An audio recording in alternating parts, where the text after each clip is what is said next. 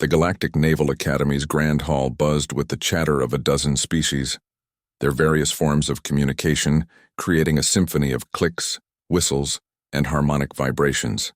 At the center of the circular amphitheater, Cadet Neha Khan stood motionless, her dark eyes fixed on the holographic display showing tactical formations above her head.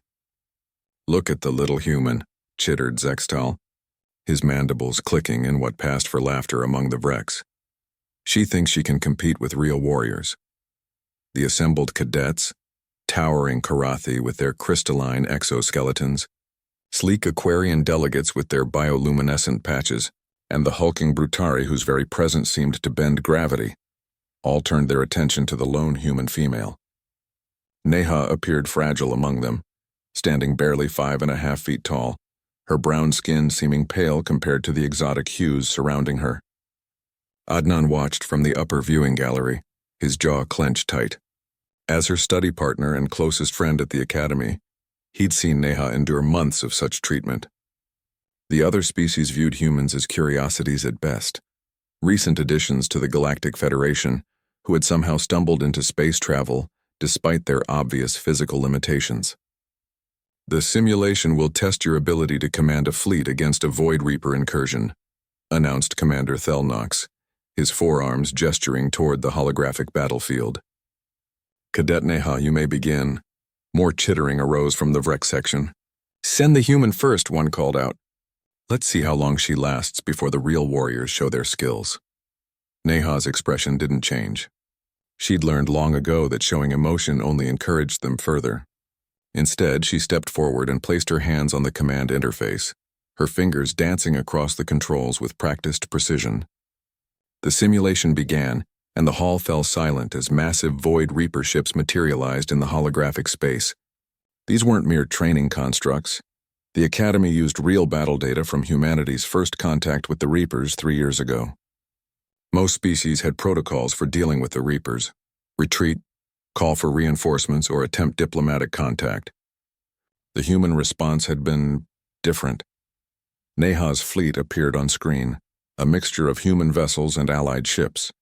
The watching cadets expected to see standard defensive formations, perhaps the Karathi shield wall or the Aquarian depth charge pattern. Instead, Neha did something that made several species gasp in their equivalent of shock. She charged directly at the Reaper fleet. "Madness," breathed a Karathi observer. "She's throwing away her ships." But Adnan smiled from his perch in the gallery. He'd seen this before during their late-night study sessions. Neha wasn't being reckless, she was being human.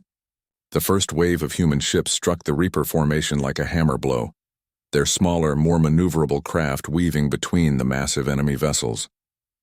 Instead of trying to match firepower, Neha's ships targeted specific systems: engines, sensors, communication arrays. Within minutes, the mighty Reaper fleet found itself blind, deaf, and scattered. "Impossible," muttered Commander Thelnox. "The simulation parameters don't account for such aggressive tactics." Neha's second wave hit before the Reapers could regroup. Her allied ships, following her lead, abandoned their species' traditional combat doctrines and embraced the human approach. Controlled chaos, adaptability, and an absolute refusal to accept defeat. The simulation ended with the complete destruction of the Reaper fleet. The hall stood in stunned silence. "How?" asked Zextal, his earlier mockery replaced by genuine confusion. "Your ships are inferior. Your weapons are weaker. By every tactical calculation, you should have been annihilated." For the first time since entering the hall, Neha smiled. It wasn't a pleasant expression. Without breaking eye contact with the Vrex cadet, she reached up and slowly unzipped the high collar of her uniform, revealing her throat. The assembled cadets gasped. Tattooed across Neha's neck in elegant script were words in a dozen languages: Arabic, English, Mandarin, Hindi, Swahili, Spanish, and others. But it was the translation that appeared on everyone's universal communicators that made the hall fall silent. Death before dishonor. Victory at any cost. We are the species that survived the ice ages, the plagues, the wars, and the void between worlds. We do not yield. We do not break. We are human. You want to know how I won? Neha's voice carried clearly through the silent hall. Your species fight to minimize losses. You calculate acceptable casualties and retreat when the odds are unfavorable. You fight to survive. She touched the tattoo gently. Humans fight to win. We've been fighting since we climbed down from the trees, and we've never learned how to quit. Adnan felt a surge of pride as he watched his friend address the gathered aliens. This was why the Academy had recruited humans in the first place, though most species were only now beginning to understand it. 3 years ago, when the Void Reapers first appeared in human space, they expected us to follow galactic protocol. Neha continued. Retreat. Call for help. Negotiate. Instead, we did what humans have always done when faced with extinction. We adapted, we fought, and we won. Not because we were stronger or smarter, but because we refused to lose. She looked around the hall, meeting the eyes of every cadet present. The Reapers have conquered 17 species. They've never encountered one that fights like they want to die, because for humans there are things worse than death. Defeat is one of them. Commander Thelnock stepped forward, all 4 of his arms raised, and what Adnan had learned was a gesture of respect among his people. Cadet Neha, your tactical assessment is illuminating. Perhaps the Academy has much to learn from human combat doctrine. As the formal session ended and cadets began filing out, the atmosphere had shifted completely. Where before there had been mockery and dismissal, now there was wariness and something approaching respect. The small human female with the throat tattoo had reminded them all of something important. Humanity hadn't joined the Galactic Federation as junior partners seeking protection. They'd arrived as battle-tested warriors with 3 billion years of evolutionary conflict in their blood. Adnan made his way down to the main floor as Neha zipped up her collar, hiding the tattoo once again.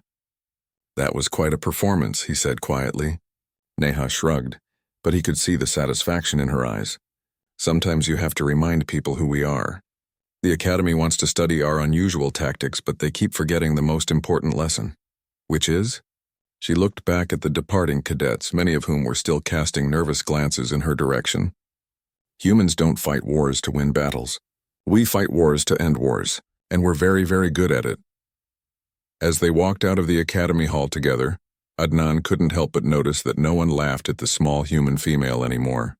The throat tattoo was hidden again, but its message had been delivered loud and clear.